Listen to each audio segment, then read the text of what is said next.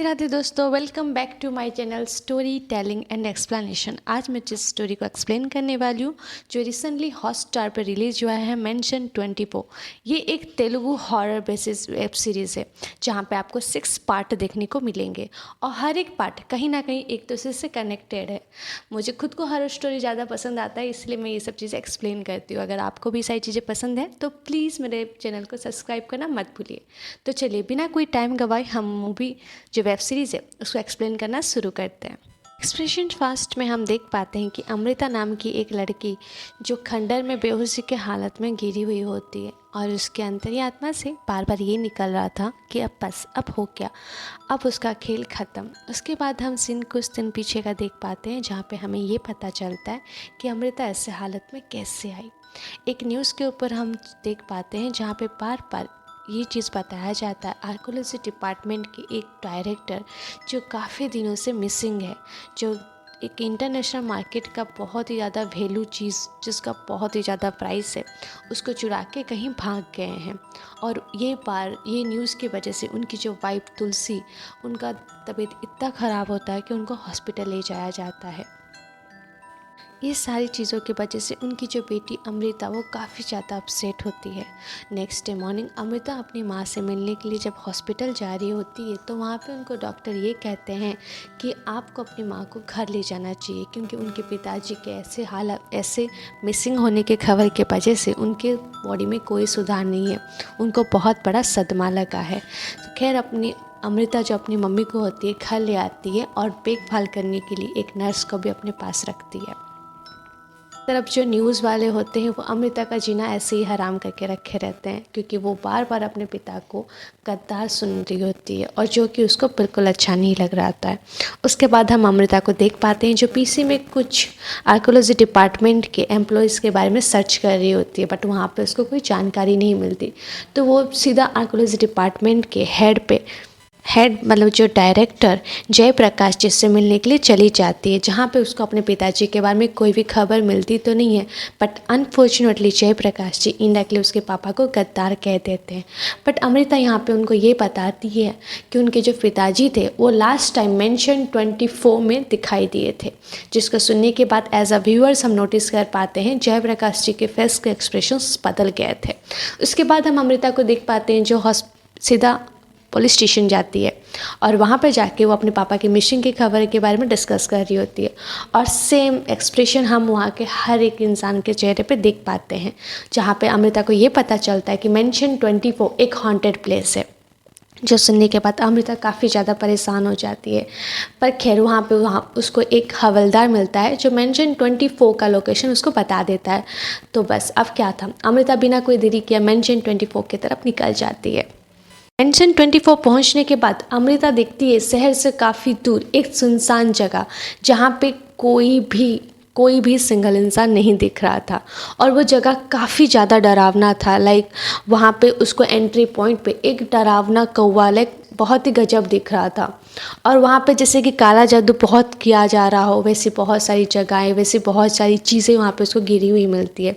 अमृता ये सब कुछ देखते हुए सीधा मेंशन के अंदर बिना कोई सोचे समझे घुस जाती है, और उसको वहाँ पे एक सिक्योरिटी गार्ड मिलता है। अमृता उसको देख के थोड़ी सी शौक में रहती है, क्योंकि एक सुनसान जगह में कोई सिक्योरिटी गार्ड क्यों रखेगा। खैर वो ये सब सोचते हुए सिक्योरिटी गार्ड से बात करने के लिए जाती है और उसको वहाँ पे ये कहती है कि वो एक जर्नलिस्ट है और ये मेंशन 24 के बारे में वो एक बुक लिखना चाहती है, जिसके लिए उसको मेंशन 24 के बारे में सारी डिटेल्स जाननी होती है। तो वहाँ पे सिक्योरिटी गार्ड उसको मेंशन 24 का 6 स्टोरीज़ जो हॉरर बेसिस है उसको बताने लगता है। स्टार्टिंग में वो उसको ये बताता है कि ये जो मेंशन 24 है ये एक 6 मंजिला का महल है और इसके अंदर बहुत सारे कमरे हैं जिसके अपने अलग अलग एक राज है। तो आज की जो स्टोरी है वो रूम नंबर 405 की है।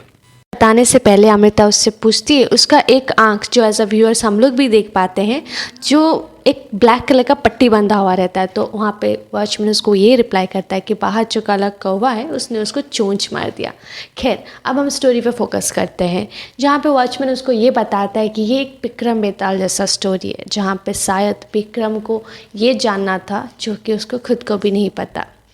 तो अब सीन शिफ्ट होता है तो पहली स्टोरी है रूम नंबर 504 की, जहाँ पे एक चतुर्वेदी नाम का राइटर अपनी बच्चों से, अपने परिवार से दूर बैठकर एक स्टोरी लिख रहा होता है, वो भी बदमाश बच्चों के ऊपर। वो एक बुक लिख रहा होता है। बुक लिखते लिखते जब वो ड्रिंक करने के लिए उठता है तो उसका राइटर ऑटोमेटिकली टाइप करने लगता है, जहाँ पे ये लिखा हुआ रहता है कि नीचे वाले 504 नंबर रूम में बच्चे हैं तो शोर ना करें। ये चीज़ देख के वो जो राइटर था वो काफ़ी ज़्यादा भौचक्का रह जाता है। फिर जब वो पीछे घूम के दोबारा दिखता है तो उसका टाइपराइटर गायब हो चुका था। ये देखने के बाद उसको कुछ सही नहीं लगता तो पास के मेडिसिन स्टॉप पे मेडिसिन लेने के लिए जाता है, जहाँ पे हम एक लड़की को देख पाते हैं जिसका नाम होता है आनंदी। आनंदी उसी मेडिसिन स्टॉप पे काम कर रही होती है। जब वहाँ पे चतुर्वेदी मेडिसिन लेने आया होता है उसी वक्त और एक इंसान को भी हम लोग देख पाते हैं जो कुछ सर्जरी का इक्विपमेंट्स लेने के लिए आया होता है। बट वहाँ पे आनंदी उसको ये कह के मना कर देती है कि यहाँ पे ये सारी चीज़ें नहीं मिलती है, तो पास की दुकान में वो देख ले।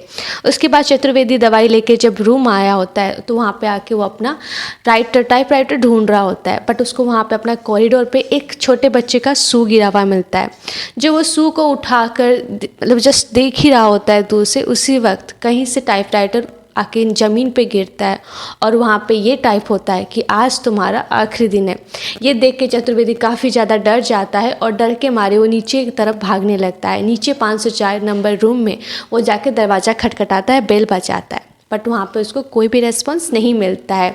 उसी वक्त उसी फ्लोर में और एक औरत जो प्रेग्नेंट होती है वो बाहर आके चतुर्वेदी को शोर शराबा करने को मना करती है, जहाँ पे चतुर्वेदी उसको देख के मनी मन ये कहता है कि और एक बच्चा इस धरती में आ रहा है जो बोझ बनने के लिए तैयार है। उसके बाद रूम नंबर 504 के बाहर जब वो शू केयर पे देखता है तो वहाँ पे बहुत सारे छोटे बच्चों का जूता रखा हुआ रहता है, जो बच्चों को सबक सिखाने के लिए चतुर्वेदी सारे चप्पलों को एक चरी में बांध कर डस्टबिन में डाल देता है। और ये डाल के जब अपने रूम की तरफ जा रहा होता है तो उसको एक दाढ़ी वाला अजीब सा इंसान आके मिलता है, जो उसके सामने आके श्रीमद् भगवत गीता का श्लोक पढ़ने लगता है। ये सब चीज़ों को चतुर्वेदी इग्नोर करके अपने रूम की तरफ चला जाता है। जब वो दाढ़ी वाला इंसान रूम नंबर 504 के बाहर से क्रॉस कर रहा होता है तो उस रूम के अंदर वो 3 बच्चों के आत्मा को देख के खुश हो जाता है और वो अपने तरफ चला जाता है। उसके बाद सीन हम लोग देख पाते हैं चतुर्वेदी के रूम में, जहाँ पे बहुत सारे बच्चे बच्चों की जो आत्माएं हैं चतुर्वेदी को मारने के लिए उसके आसपास खड़ी हुई होती हैं। और उसी बीच में हम एक लड़की, छोटी सी बच्ची की आत्मा को भी देख पाते हैं, जो कि यहाँ पे तो रिवील नहीं हुआ कि उसने उसको मारा कि क्या किया, बट यहाँ पे स्टोरी ख़त्म हो जाती है। उसके बाद जो सीन होता है वो हमारा शिफ्ट होता है वो शिफ्ट होता है अमृता और हमारे वॉचमैन के ऊपर, जहाँ पे वॉचमैन उसको बताता है कि उस दिन के बाद से आज तक किसी ने भी, जो राइटर था उसको किसी ने भी आज तक नहीं देखा। तो यहाँ पे अमृता उसको ये रिप्लाई करती है कि वो पहले से अपनी फैमिली को पसंद नहीं करता था, और दूसरी बात उसकी जितने भी नॉवेल और बुक्स थे वो बच्चों और फैमिली के खिलाफ होते थे। हो सकता है कि वो अपनी फैमिली को छोड़ के कहीं दूर चला गया होगा। इन सब के बाद वो ये बताती है कि वो टाइपराइटर जो था चतुर्वेदी वो मिसिंग है, वो मरा नहीं है।